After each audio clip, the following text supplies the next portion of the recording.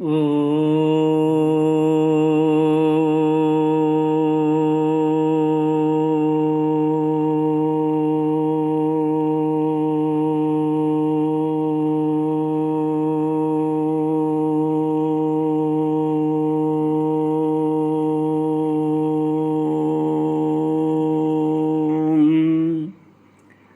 श्री गुरुचरण कमलेभ्यो नमः।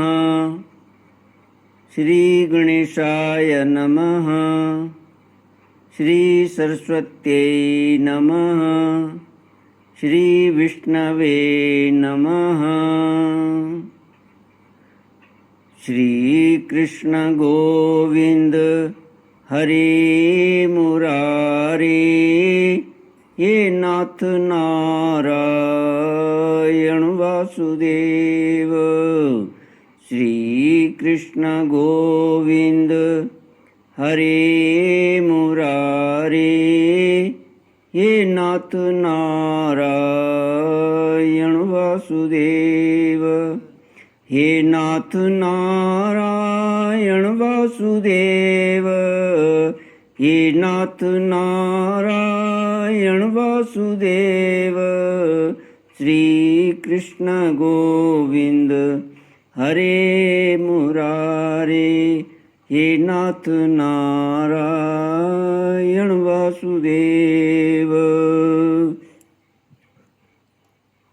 ओम नमो भगवते वासुदेवाय। ओम नमो भगवते वासुदेवाय। ओम नमो भगवते वासुदेवाय। ओम नमो भगवते वासुदेवाय। कृष्णाय वासुदेवाय हरये परमात्मने प्रणतक्लेशनाशाय गोविन्दाय नमो नमः। कृष्णाय वासुदेवाय हरये परमात्मने प्रणतक्लेशनाशाय गोविन्दाय नमो नमः। सच्चिदानन्दरूपाय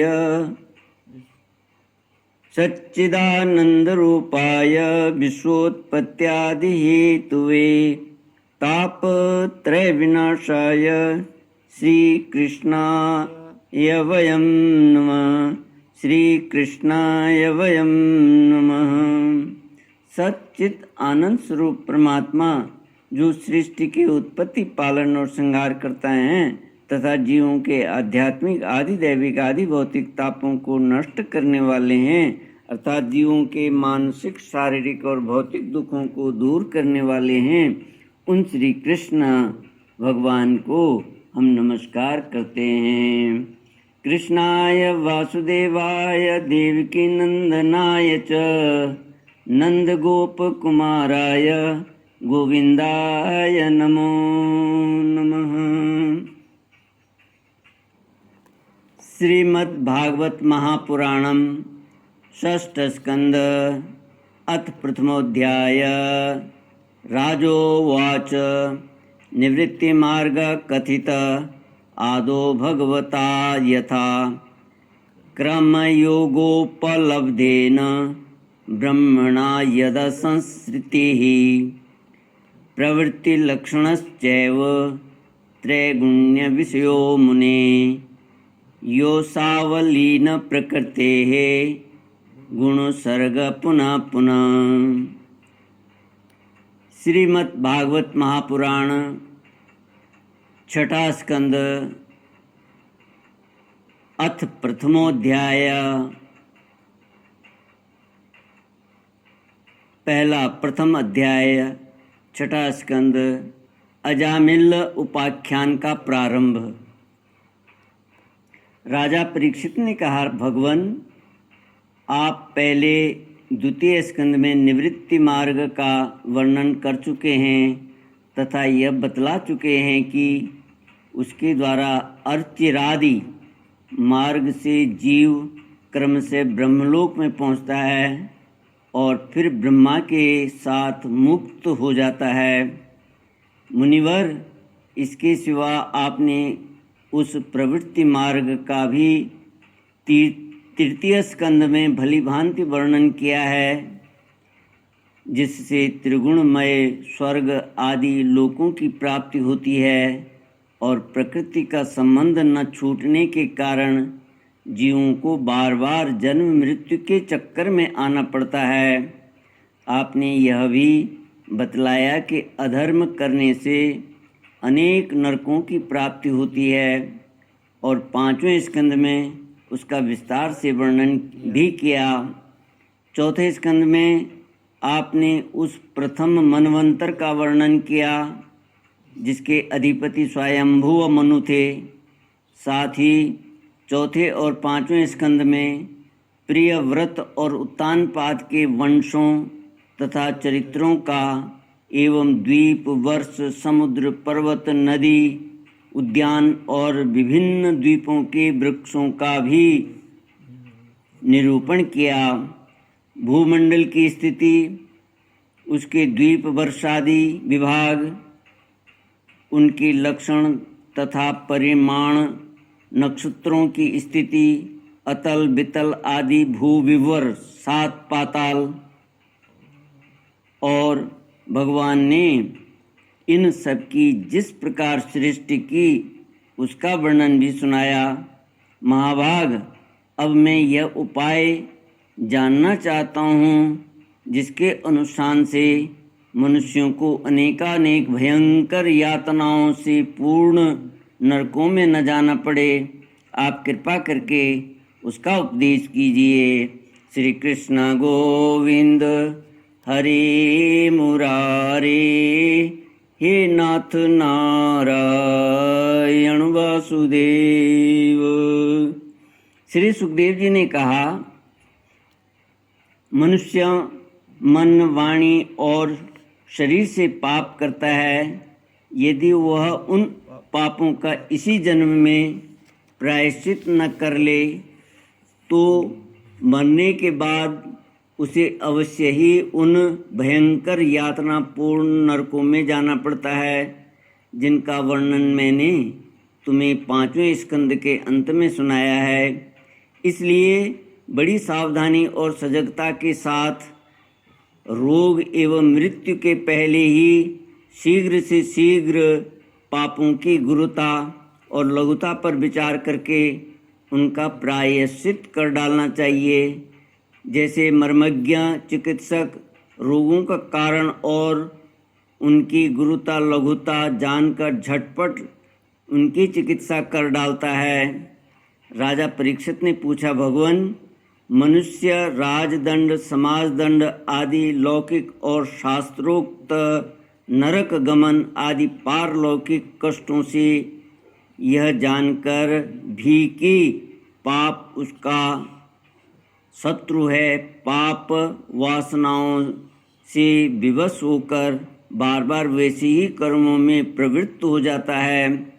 ऐसी अवस्था में उसके पापों का प्रायश्चित कैसे संभव है?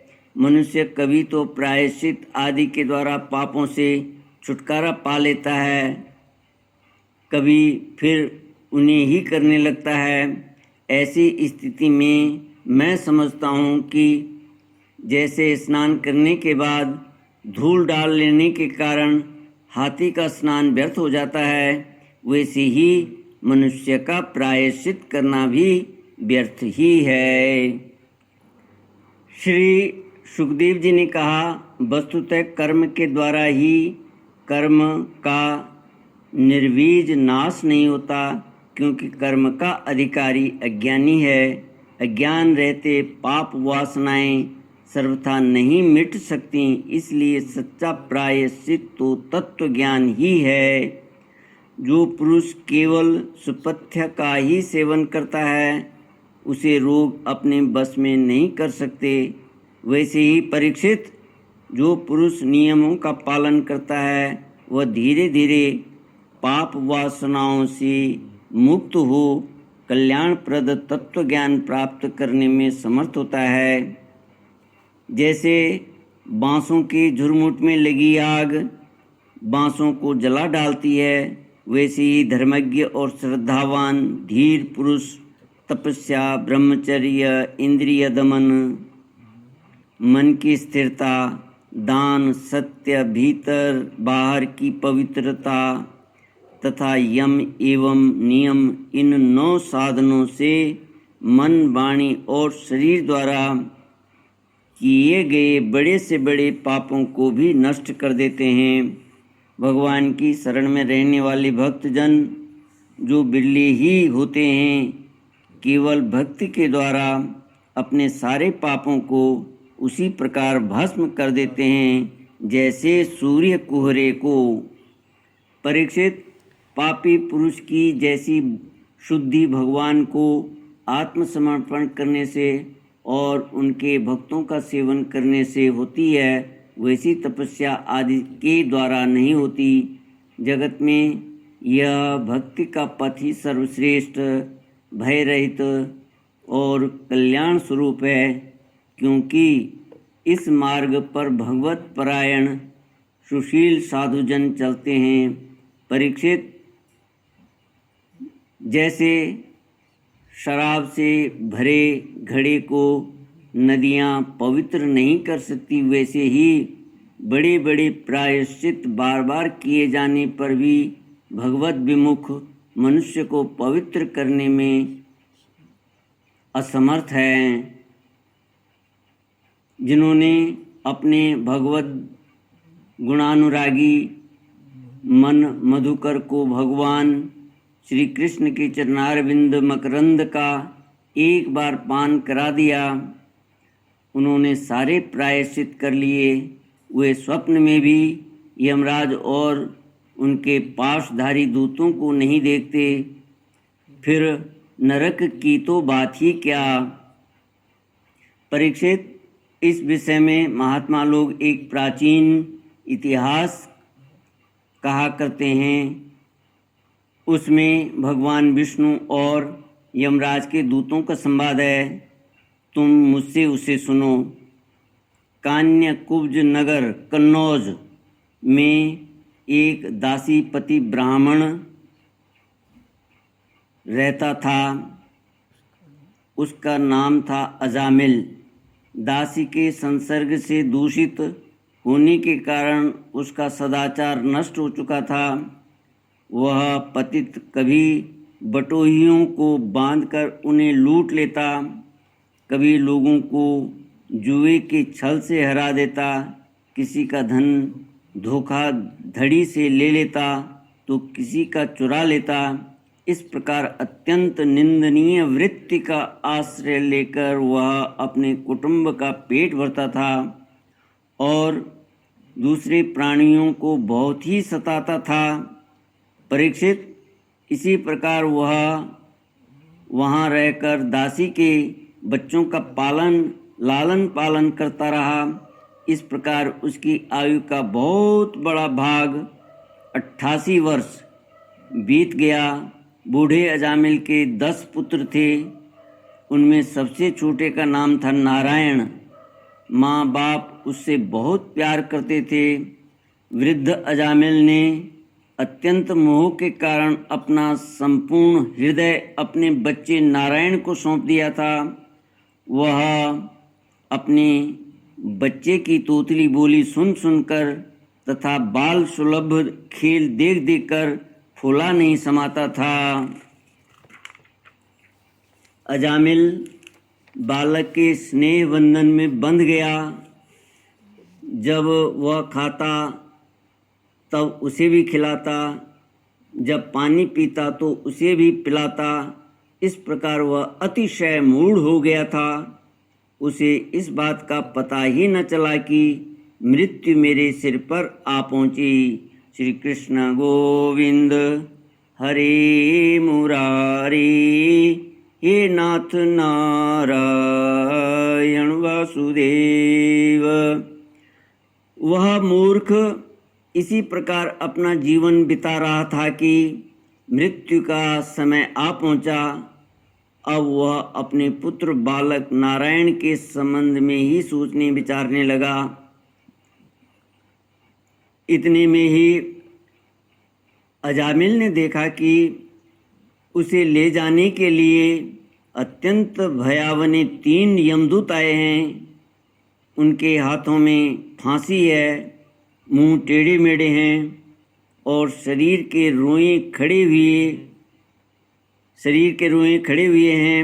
उस समय बालक नारायण वहाँ से कुछ दूरी पर खेल रहा था। यमदूतों को देखकर अजामिल अत्यंत व्याकुल हो गया और उसने बहुत ऊंचे स्वर से पुकारा, नारायण। भगवान के पार्षदों ने देखा कि यह मरते समय हमारे स्वामी भगवान नारायण का नाम ले रहा है, उनके नाम का कीर्तन कर रहा है। अतः वे बड़े वेग से झटपट वहाँ आ पहुँचे। उस समय यमराज के दूत दासीपति अजामिल के शरीर में से उसके सूक्ष्म शरीर को खींच रहे थे। विष्णु दूतों ने उन्हें बलपूर्वक रोक दिया। उनके रोकने पर यमराज के दूतों ने उनसे कहा, अरे धर्मराज की आज्ञा का निषेध करने वाले तुम लोग हो कौन? तुम किसके दूत हो? कहाँ से आए हो? और इसे ले जाने से हमें क्यों रोक रहे हो? क्या तुम लोग कोई देवता, उपदेवता अथवा सिद्ध श्रेष्ठ हो? हम देखते हैं कि तुम सब लोगों के नेत्र कमल दल के समान कोमलता से भरे हैं। तुम पीछे पीछे रेशमी वस्त्र पहने हो। तुम्हारे सिर पर मुकुट, कानों में कुंडल और गले में कमल के हार लहरा रहे हैं। सबकी नई अवस्था है। सुंदर सुंदर 4 भुजाएं हैं। सभी के कर कमलों में धनुष, तरकस, तलवार, गदा, शंख, चक्र, कमल आदि सुशोभित हैं। तुम लोगों की अंग कांति से दिशाओं का अंधकार और प्राकृत प्रकाश भी दूर हो रहा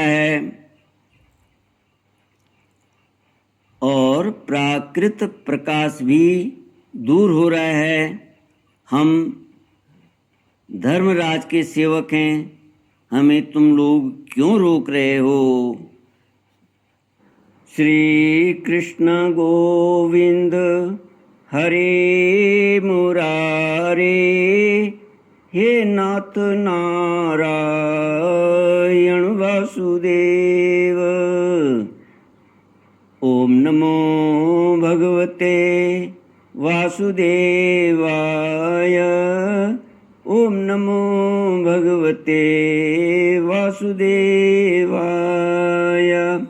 ओम पूर्णमदः पूर्णमिदं पूर्णात् पूर्णमुदच्यते पूर्णस्य पूर्णमादाय पूर्णमेवावशिष्यते। ओम शांति शांति शांति। हरि ओम। श्री